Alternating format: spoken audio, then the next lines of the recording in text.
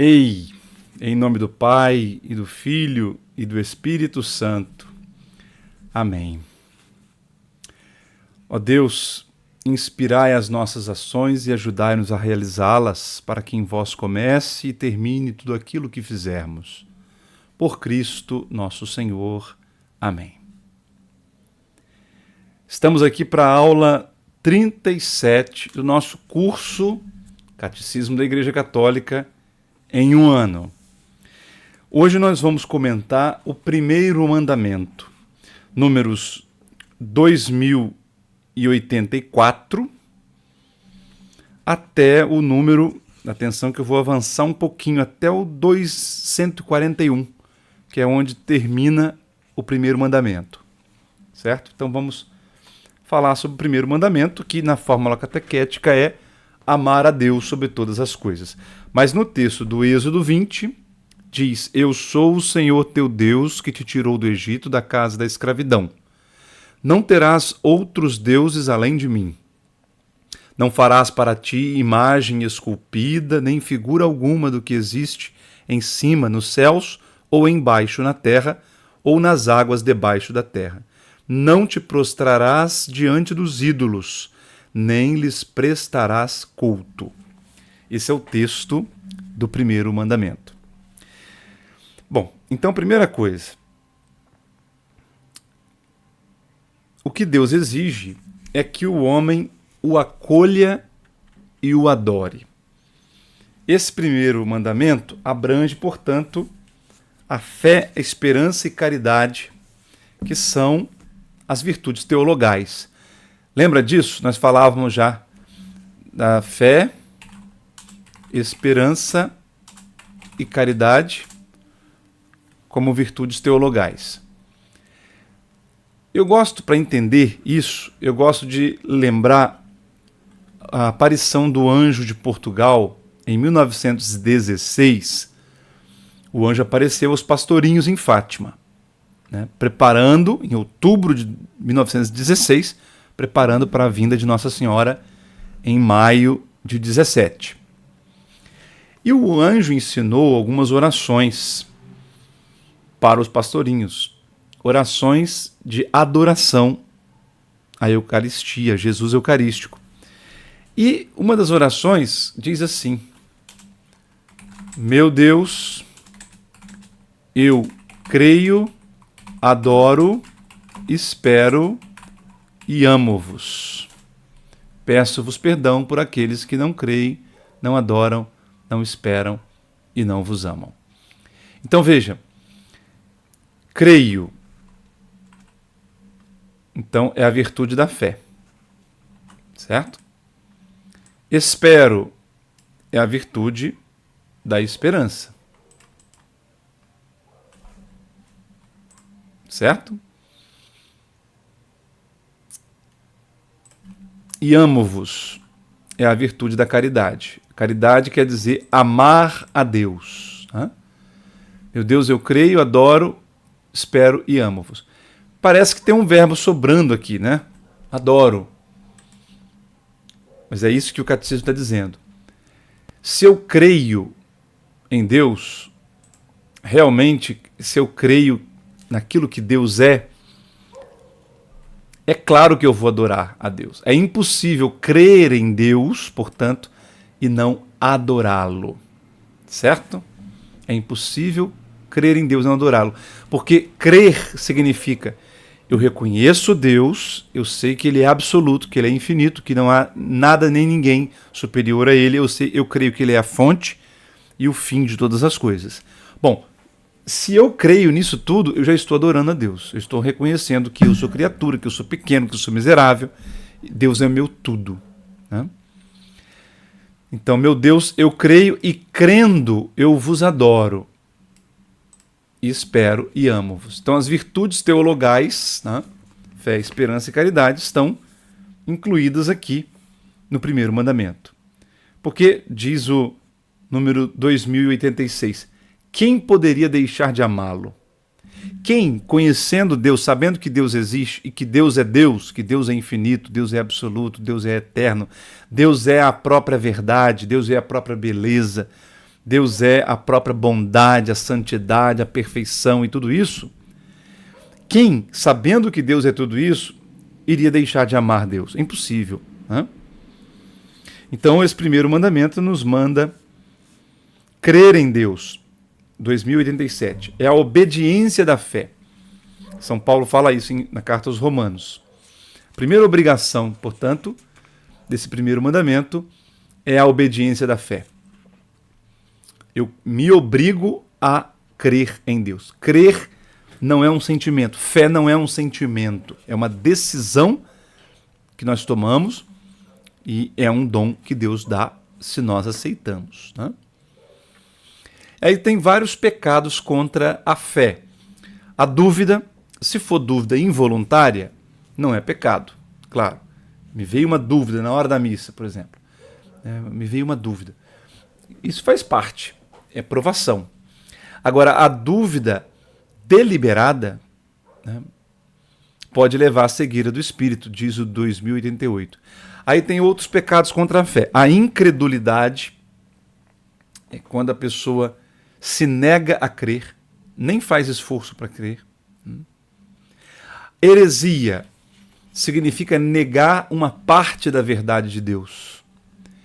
E apostasia é negar o todo da fé, é o repúdio total da fé. Então, a diferença entre heresia e apostasia.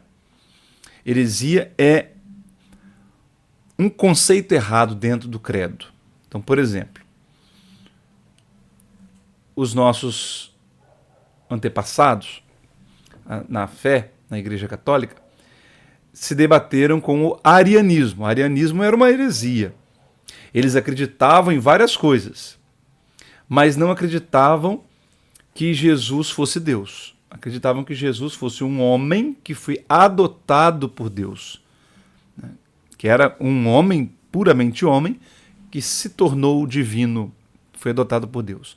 Então, esse aspecto, eles estão no erro, portanto, isso é uma heresia. A apostasia é o que aconteceu, por exemplo, com um xará meu, que era imperador romano, Juliano o Apóstata.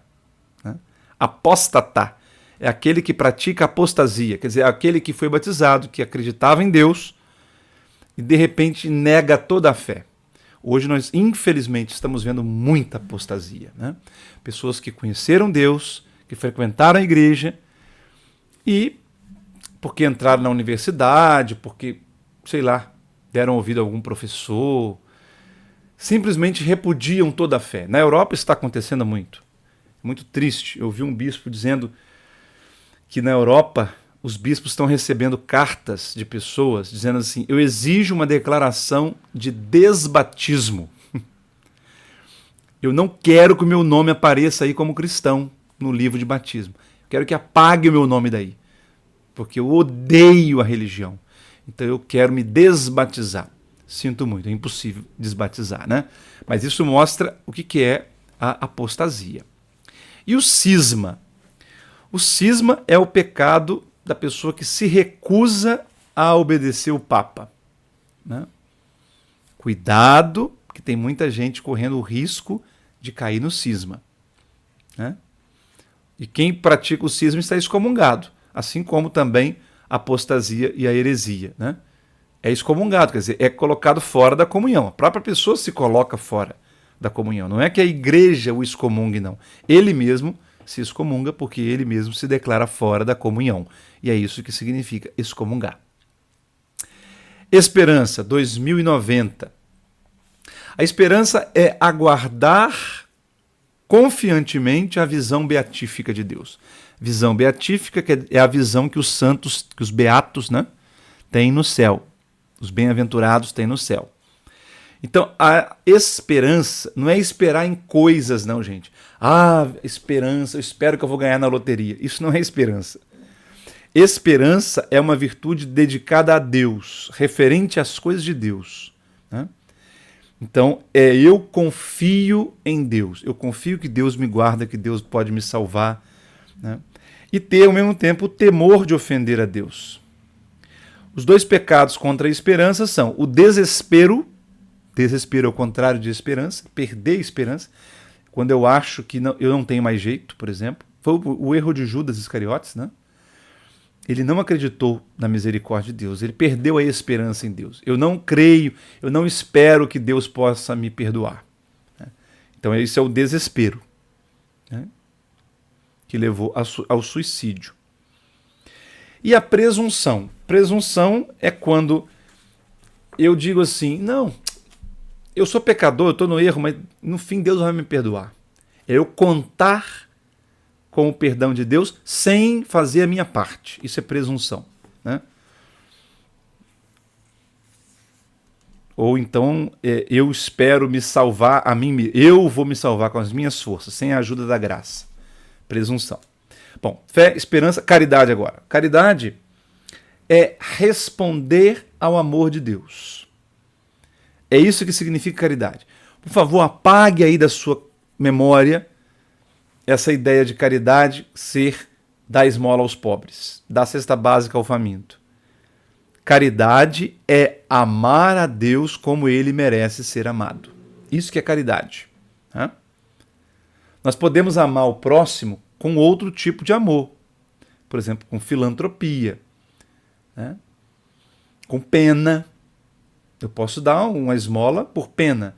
Agora, o que é caridade? Quando eu dou uma esmola por caridade, quer dizer, eu amo tanto a Deus que eu obedeço o que Deus mandou. Deus mandou dar esmola para o pobre, então eu vou dar. Eu amo tanto a Deus que eu creio que Ele está presente naquele pobre. Então eu vou ajudar o pobre por causa de Deus. Isso que é caridade. Atenção que a caridade não é o ato em si, mas a intenção com que se faz. São Paulo diz isso, 1 Coríntios capítulo 13. Ainda que eu distribuísse os meus bens aos pobres, se eu não tivesse caridade, isso de nada adiantaria. Quer dizer que distribuir os bens aos pobres por si só não quer dizer caridade. Só se eu fizer isso por causa de Deus, porque Deus mandou fazer, porque eu vejo Deus nas pessoas, aí sim, aquele ato filantrópico pode ser caridade. Pecados contra a caridade. A indiferença, que é quando eu não estou nem aí. Por exemplo, deixar de... Vou antecipar aqui o terceiro mandamento, tá? Mas porque aqui cabe. Uma pessoa que crê em Deus, crê na Eucaristia, crê que Jesus está lá na Eucaristia, Jesus diz, tomai e comei, isto é o meu corpo. Tomai e comei. Jesus deu um mandamento, uma ordem. Se a pessoa diz assim, eu não quero ir não. Eu sei que ele convidou, eu sei que ele mandou ir, mas eu não quero não, prefiro ficar em casa. Indiferença. Né? Isso é um pecado contra a caridade. Porque se eu amo a Deus, eu quero adorar a Deus, eu quero ir lá na igreja. Né? Deixar de ir à igreja, portanto, a não ser que haja uma justa causa. Né? Por pura preguiça, por colocar outras coisas. As pessoas sabem disso. Tanto que as pessoas, quando andaram afastadas da igreja e voltam, elas vão se confessar, elas dizem, eu coloquei outras coisas no lugar de Deus. Pecado gravíssimo. Isso é um pecado contra o primeiro mandamento.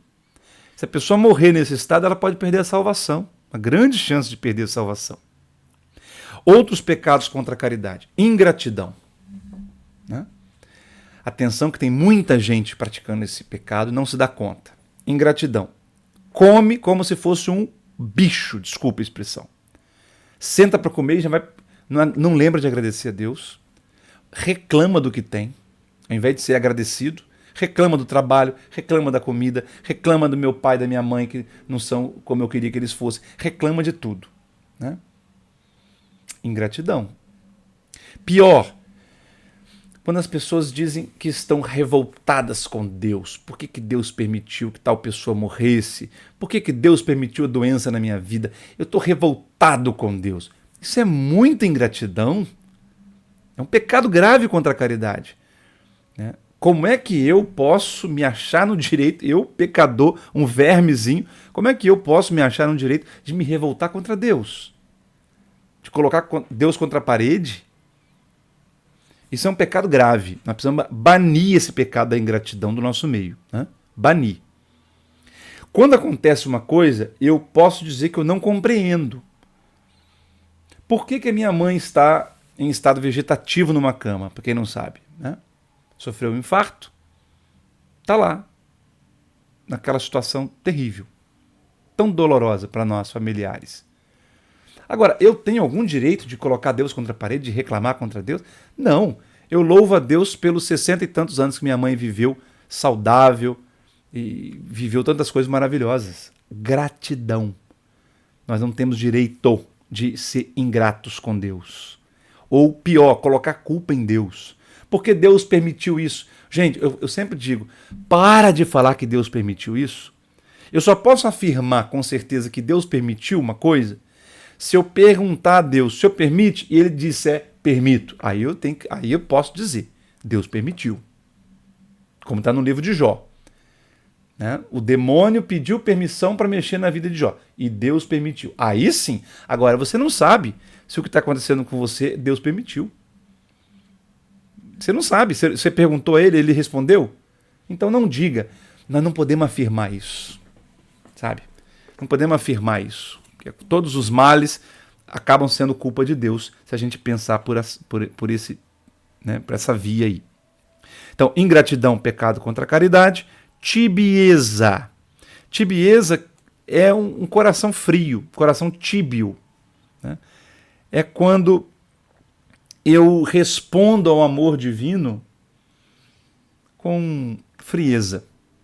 Né? Eu sei que Deus me ama, eu sei que Ele me perdoa, mas eu respondo com fraqueza. A minha resposta é muito tíbia, é muito fria. Né? Assídia. Eu estou no número 2094. Hein? Assídia é também chamada de preguiça espiritual. Que é recusar a alegria, até mesmo a alegria que vem de Deus. Assídia, de novo, eu deixar de ir à igreja domingo. Por preguiça. Isso é assídia. Né? E claro, o pior de todos é o ódio a Deus. Né? O ódio a Deus. Tem muita gente aí com ódio de Deus porque acha que Deus permitiu o mal em sua vida ou porque ficou traumatizada, porque recebeu um abuso horrível, um abuso sexual por parte de um padre, de um ministro sagrado, aí ficou com ódio de Deus.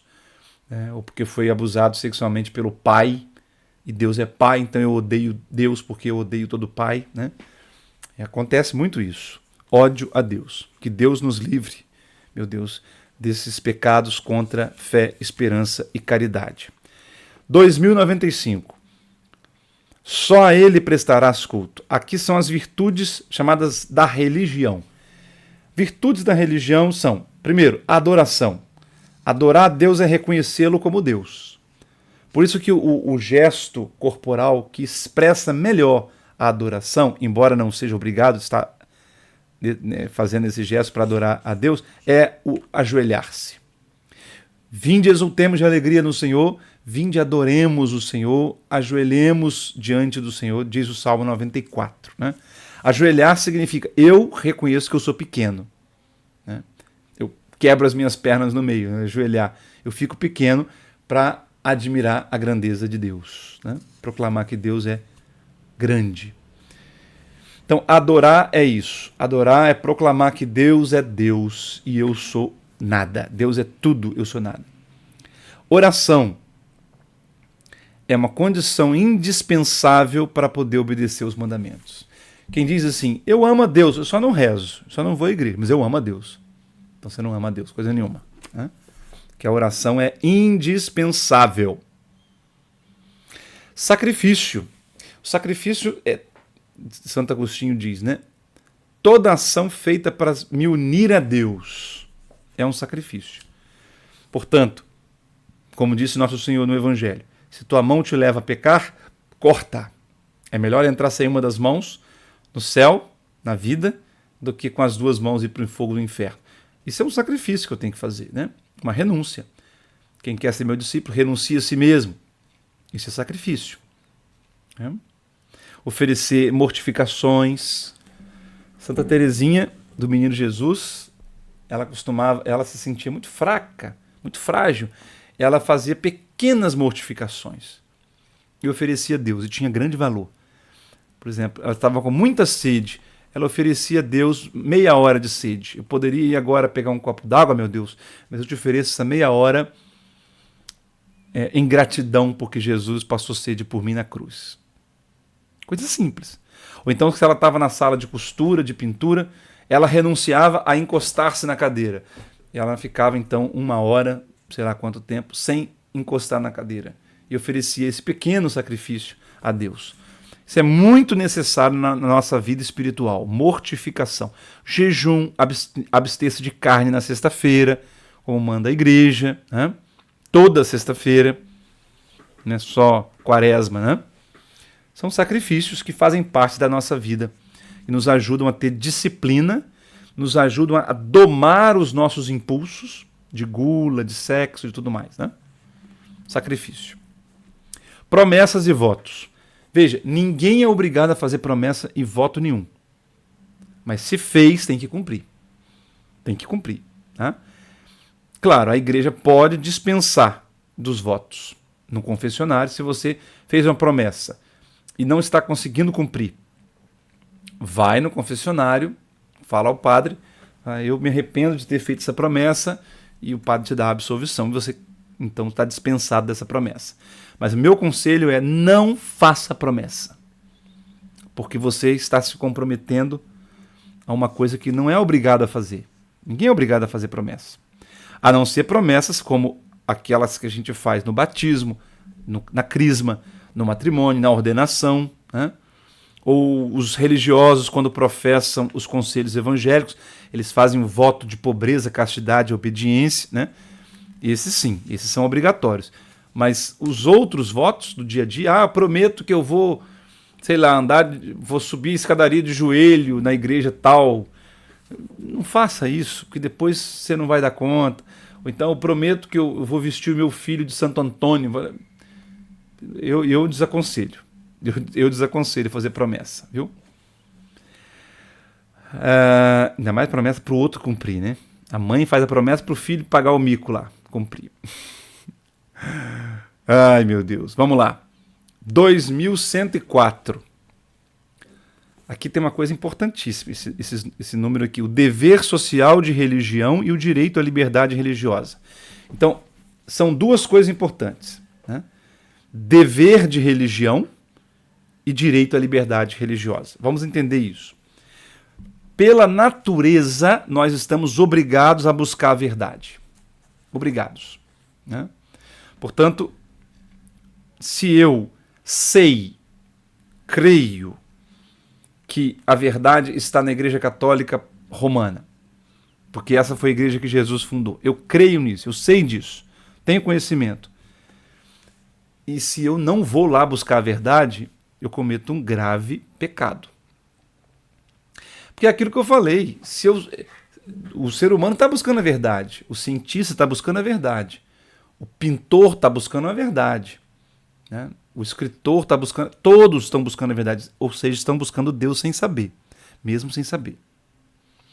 Então, à medida em que eu vou descobrindo Deus, que eu vou descobrindo que Ele está presente no sacrário, por exemplo, na palavra de Deus, por exemplo, naturalmente é meu dever me converter. Se eu encontro Deus num lugar, é meu dever me converter para aquele caminho espiritual. Claro, né? Agora, ninguém é obrigado a agir contra a sua própria consciência. Isso que é liberdade religiosa. Então, eu tenho o dever de ir onde eu sei que Deus está, onde a verdade está, mas eu tenho liberdade de praticar a religião que a minha consciência julgar ser a mais verdadeira, né? Então, a liberdade de escolher qual religião vai seguir é um direito natural, decorre da nossa dignidade humana, né? E tende a se tornar um direito civil também. Liberdade religiosa. Mas atenção, número 2108. Direito à liberdade religiosa não significa nem a permissão moral de aderir ao erro, nem um suposto direito ao erro.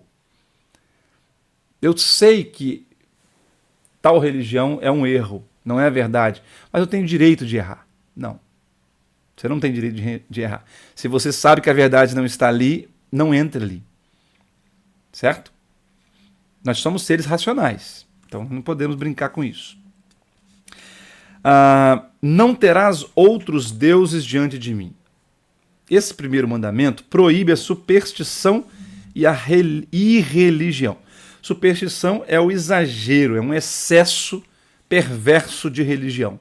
E irreligião é o contrário, é a falta, é a completa deficiência da virtude da religião. Então, superstição é quando eu atribuo importância a certas práticas, né, no lugar de Deus. Por exemplo, cartomantes. Se eu coloco a minha confiança no horóscopo, né, em coisas que são, ou então no trevo de 4 folhas, na ferradura atrás da porta, né, se eu realmente creio que se eu passar debaixo da escada vai dar azar, se eu encontrei um gato preto vai dar azar, isso é superstição. Acreditar nessas coisas é um pecado contra o primeiro mandamento. Nós cremos que Deus somente. Não existe nenhuma força oculta. O que existe é Deus, Espírito, né? E o demônio. Então nós não temos que. Nós não somos joguetes das forças ocultas da natureza. Isso os antigos, nossos antepassados acreditavam isso antes de conhecer o cristianismo. Nós não podemos voltar a esse nível. Então, idolatria é o politeísmo, é acreditar que exista mais de um Deus, né? E divinizar aquilo que não é Deus. Portanto, satanismo, eu adorar o demônio, que é um anjo decaído, né? Ou adorar o poder, adorar o prazer, adorar a etnia. Por exemplo, Hitler fez isso, adorou a etnia. Ele colocou a etnia dele, a raça ariana, como sendo superior às outras. E promoveu um culto a isso, né?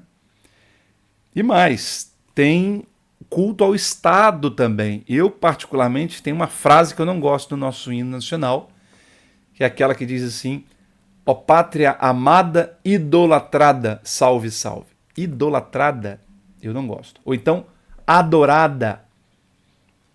Nós não podemos adorar o Brasil. Nós não podemos idolatrar o Brasil, né? Como se o Brasil fosse uma entidade do mesmo nível que Deus, uma espécie de divindade, né? Isso é pecado, isso é idolatria. E o dinheiro, o próprio Jesus usou, né, essa expressão: não podeis servir a Deus e ao dinheiro. Mateus 6:24, né? Como o dinheiro tem sido ídolo para tanta gente, né? Pessoas que aceitam fazer qualquer sacrifício, qualquer coisa para ter esse Deus que é o dinheiro. Quer dizer, estão colocando o dinheiro como sendo um absoluto. Absoluto só há um.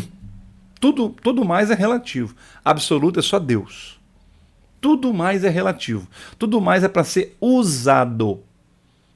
Adorado, só Deus. Adivinhação e magia. Essa mania de querer adivinhar o futuro, saber o futuro, né?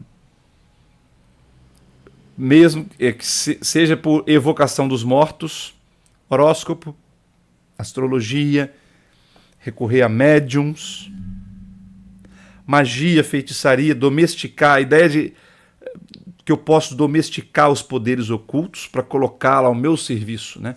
E claro, o uso de amuletos, o espiritismo, tudo isso é pecado contra o primeiro mandamento. É colocar confiança em forças ocultas, né? E não em Deus. Tudo isso é abominável e deve ser banido. Portanto, não é possível você ser cristão e espírita ao mesmo tempo.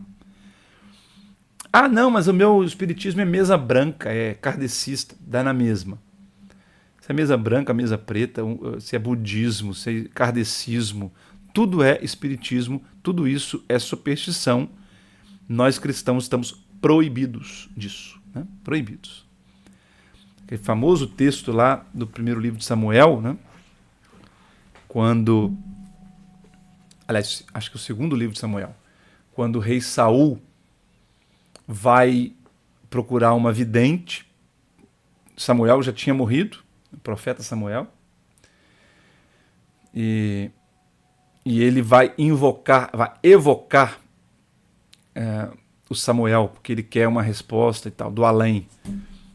Isso é abominável, né? Invocar mortos é abominável, proibido. A irreligião, pecado do sacrilégio. Sacrilégio quer dizer profanar aquilo que é sagrado. Por exemplo, comungar estando em pecado grave. Isso é um sacrilégio. Não jogueis pérolas aos porcos, disse Jesus, né? Tratar indignamente os sacramentos, uma imagem sagrada, o nome de Deus, tudo isso é sacrilégio. A simonia, a palavra simonia vem de Simão. É que no livro Atos dos Apóstolos, capítulo 8, um tal Simão, que era mago, queria comprar o poder que São Pedro tinha. Pedro estava curando os doentes e tal. Então ele ofereceu uma quantia de dinheiro. Eu quero também ter esse poder. E Pedro diz assim, pereça tu com esse dinheiro. Né? Então o homem morreu na hora. Né? Porque ele estava querendo comprar a graça de Deus. Isso é o pecado de simonia. Existe o pecado de simonia quando a pessoa quer comprar um sacramento. Pagar para ter uma bênção. Né? Isso é pecado grave contra o primeiro mandamento. O ateísmo, 2123. O ateísmo tem de vários tipos. Tem o materialismo prático, é aquele que diz que só as coisas materiais que existem, além do material não existe nada. Né? O ateísmo é aquele que diz assim, eu creio que Deus não existe. Isso é o ateu. Eu creio que Deus não existe. E o agnóstico, 2127.